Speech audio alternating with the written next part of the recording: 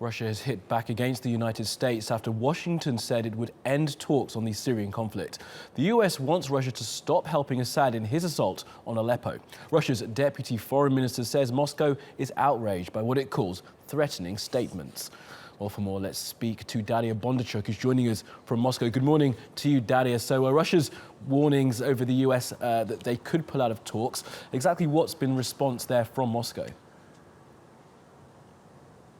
Well, Russian Foreign Deputy Minister Sergei Ryabkov said that it seems that the U.S. has resorted to the policy of threats.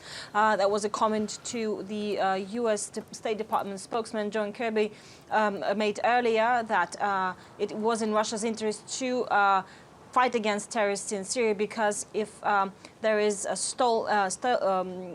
if the talks are stalled and there's no ceasefire, then there could be the terrorists could take advantage of the void and launch attacks against Russia, and in particular Russian citizens and even cities.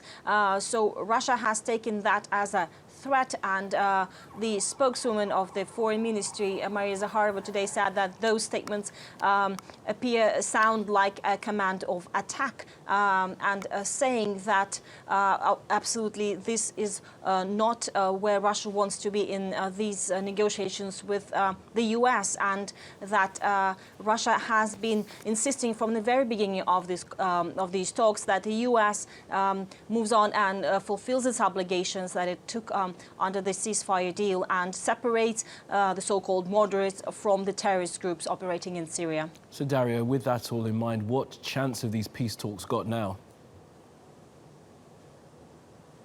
Well, Russia says that the failure by the U.S. to do that, to separate those terrorists from the moderates, is basically blocking the entire package of the arrangements that were reached by Moscow and Washington earlier this month.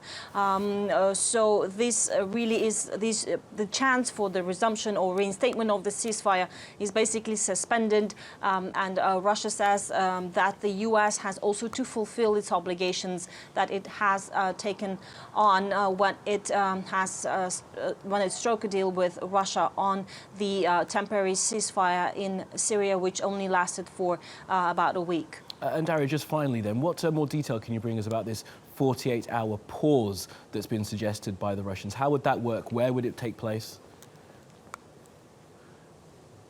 Well, this 48-hour pause that Russia is saying is something different that from a week-long ceasefire or longer ceasefire period that's being also proposed. And Russia wants these 48-hour pauses in fighting near Aleppo to be able to stabilize the situation there, and also possibly consider bringing in humanitarian aid and helping out the residents of the area which have been caught in this fierce fighting, which have intensified since last week after the Syrian government has resumed bombardments of the opposition forces and terrorist groups in the area near Aleppo.